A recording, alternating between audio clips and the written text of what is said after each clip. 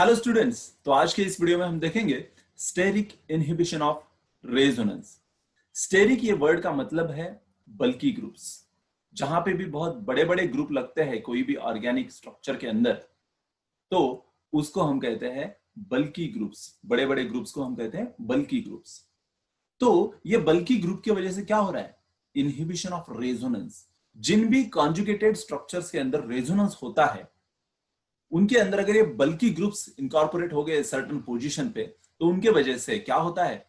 Inhibition of resonance. Resonance जो हो रहा था उसमें रुकावट आ जाती है। सो मींस रेजोनेंस इनहिबिट हो रहा है बल्कि ग्रुप्स की वजह से, इसलिए हम इस फेनोमेना को बोलते हैं स्टेरिक इनहिबिशन ऑफ रेजोनेंस। और इसको बहुत अच्छे से समझने के लिए हम कुछ एग्जांपल्स देखते हैं। चलिए सबसे पहले एग्जांपल मैं ये लेता हूं और इसके अंदर आपको मैं एक प्रश्न पूछना चाहूंगा कि आपने आज तक बहुत सारे इफेक्ट सीखे हुए, inductive resonance, hyper conjugation, electromeric effect, उसके बाद ऑर्थो इफेक्ट। तो ये सब इफेक्ट्स का नॉलेज आप अप्लाई करके इन सब का एसिडिक बेसिक स्ट्रेंथ ऑर्डर निकाल सकते हैं, राइट? तो अगर मैंने पूछा कि इसका बेसिक स्ट्रेंथ ऑर्डर क्या आता है, बेसिक ऑर्डर, तो यहां पे NH2 है और दूसरा कोई इलेक्ट्रॉन डोनेटिंग या विड्रॉइंग ग्रुप यहां पे फर्स्ट स्ट्रक्चर में नहीं लगा हुआ।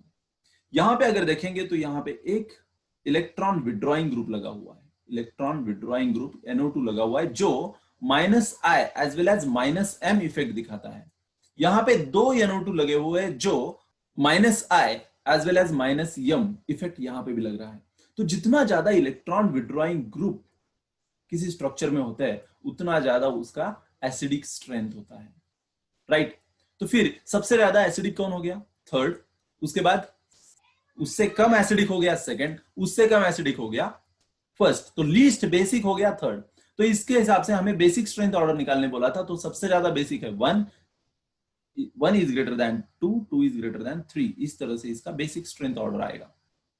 अभी अगर हम इन तीन स्ट्रक्चर्स के अंदर ऑब्जर्व करेंगे, 1, 2, 3, इन तीन स्ट्रक्चर्स के अंदर अगर बेसिक स्ट्रेंथ फाइंड आउट करने को बोला, तो यहां पे हम देख सकते हैं ये जो है नाइट्रोजन, नाइट्रोजन के ऊपर के दो हाइड्रोजन निकाल के हमने दो CH3 ग्रुप लगाया है।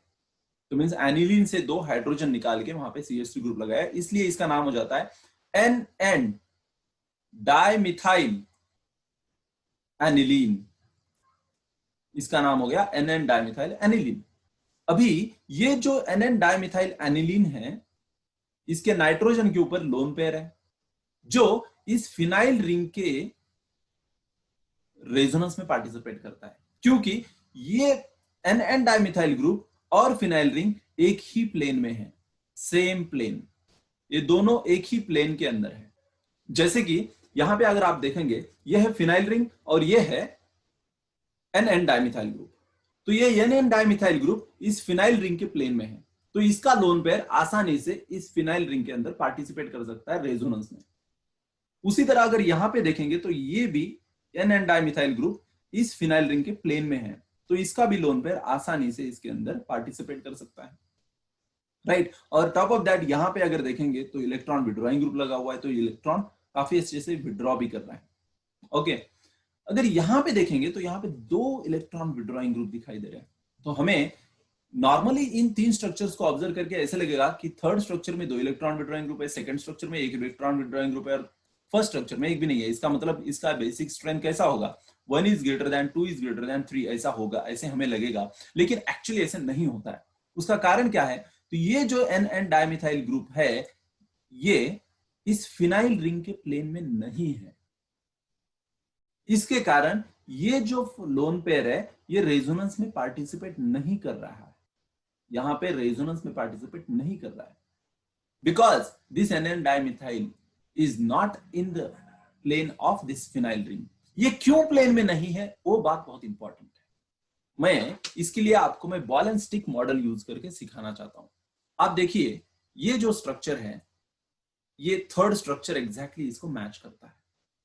ये है NO2 ग्रुप, ये भी है NO2 ग्रुप, और ये है NN डाइमिथाइल ग्रुप।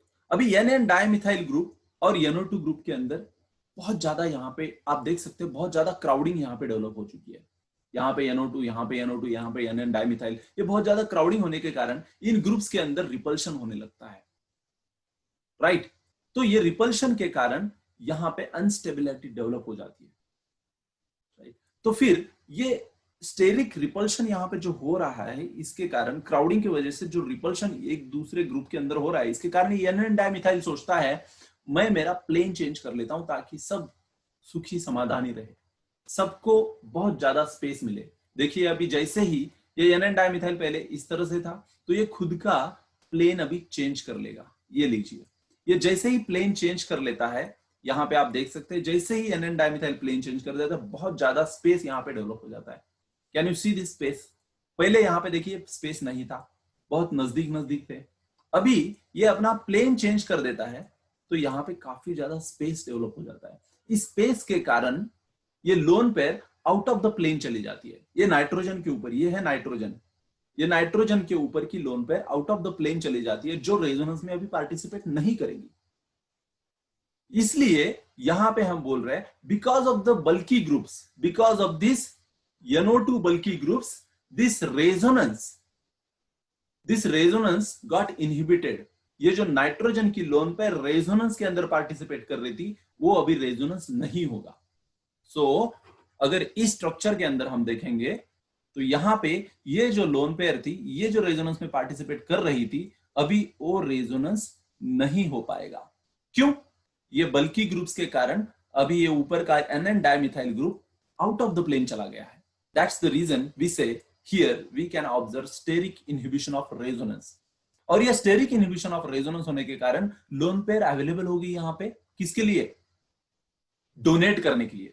अगर लोन पेयर डोनेट हो रही है, इसका मतलब उसका बेसिक स्ट्रेंथ बहुत बढ़ जाएगा। इसलिए सबसे बेसिक कौन हो गया अभी? Third structure is highly basic than first than second. क्यों फर्स्ट? बिकॉज फर्स्ट के अंदर तो कुछ दूसरा प्रॉब्लम नहीं, कोई इलेक्ट्रॉन विड्रॉइंग ग्रुप लगा नहीं है, लेकिन सेकंड के अंदर यहाँ पे इलेक्ट्रॉन विड्रॉइंग ग्रुप लगा है जो एसिडिक स्ट्रेंथ बढ़ाएगा। इसलिए third is highly basic than first than second. So this is the correct order, 3 is greater than 1 is greater than 2। तो हम फाइनल कंक्लूजन निकाल सकते हैं, due to steric inhibition of resonance basic strength increases. जैसे कि हमने last effect में देखा था, ऑर्थो इफेक्ट के अंदर एसिडिक स्ट्रेंथ इंक्रीज हो रही थी, अभी बेसिक स्ट्रेंथ यहां पे SIR के वजह से इंक्रीज होती है। चलिए देखते हैं बहुत इंपॉर्टेंट कुछ स्टेरिक इनहिबिशन ऑफ रेजोनेंस की वजह से स्ट्रक्चर के अंदर क्या अफेक्ट होता है। What are the effects of steric inhibition of resonance on structure? अगर हम यहां पे देखेंगे तो ये है नाइट्रोबेंजीन। अभी इस नाइट्रोबेंजीन के अंदर यहां पे ये pi bond shift to make lone pair, तो यहां से पाई बॉन्ड यहां पे शिफ्ट हो जाएगा CN की तरफ, मींस यहां पे रेजोनेंस हो रहा है। रेजोनेंस होने के कारण इस पर्टिकुलर CN बॉन्ड के अंदर डबल बॉन्ड कैरेक्टर आ जाएगा, partial double bond character, right. क्यों? कि यहां पे डीलोकलाइजेशन हो रहा है, डीलोकलाइजेशन होने से सिग्मा और पाई बॉन्ड कंटिन्यूअसली यहां पे बन रहे हैं। सो डबल बॉन्ड कैरेक्टर यहां पे आ गया, जिसके वजह से यहां पे हम बोल सकते हैं बॉन्ड लेंथ इस पर्टिकुलर बॉन्ड का, ये जो पहले सिग्मा बॉन्ड था, sigma bond single bond is always longer than pi bond that is double bond. So यहां पे ये बहुत ज्यादा लेंथ था, अभी रेजोनेंस होने के कारण यहां पे बॉन्ड लेंथ इसका कम हो गया, राइट। उसी तरह अगर यहां पे देखेंगे तो यहां पे बल्की ग्रुप्स लगने के कारण ये ऊपर का वाला group out of the plane चला गया है, तो यहां पे रेजोनेंस होगा ही नहीं। रेजोनेंस नहीं होगा तो डबल बॉन्ड कैरेक्टर नहीं आएगा, डबल बॉन्ड कैरेक्टर नहीं आएगा तो यहां पे लेंथ में कुछ डिस्टर्बेंस नहीं रहेगा, ये सिग्मा बॉन्ड ही रहेगा। सिग्मा बॉन्ड ये सिंगल बॉन्ड है, सिंगल बॉन्ड की लेंथ ज्यादा है। सो SIR के वजह से लेंथ हम बोलते हैं कि इंक्रीज होती है। CN जो बॉन्ड यहां पे है, इसके अंदर की जो बॉन्ड लेंथ है SIR की वजह से इंक्रीज होती है, क्योंकि अगर SIR नहीं होता, स्टेरिक इनहिबिशन ऑफ रेजोनेंस नहीं होता, तो वहां पे रेजोनेंस होने के कारण डबल बॉन्ड आ जाता, डबल बॉन्ड कैरेक्टर आने के कारण वहां पे लेंथ डिक्रीज हो जाती। So because of SIR length, bond length increases. And same time अगर हम डाइपोल मोमेंट की बात करें, यहां पे रेजोनेंस हो रहा है, रेजोनेंस हो रहा है मींस वहां पे पोलैरिटी डेवलप हो रही है, पोलैरिटी डेवलप हो रही है इसका मतलब चार्ज डेवलपमेंट हो रहा है। चार्ज डेवलपमेंट जब होता है तो डाइपोल मोमेंट वहां पे बढ़ती है, और यहां पे रेजोनेंस ना होने के कारण यहां पे पोलैरिटी नहीं आएगी, चार्जेस डेवलप नहीं होंगे, जिनके कारण, या और बोल सकते हैं हम कि बहुत कम मात्रा में वहां पे चार्जेस डेवलप होंगे। तो dipole moment decreases due to SIR. Due to SIR, dipole moment decreases, bond length increases. These are the effect which happen on the structure due to steric inhibition of resonance. तो बहुत ही simple phenomena है, इसको बहुत अच्छे से practice करिए और जाते जाते लाइक करना मत भूलिए, शेयर करिए, सब्सक्राइब करिए। मिलते हैं नेक्स्ट वीडियो में। Thank you very much.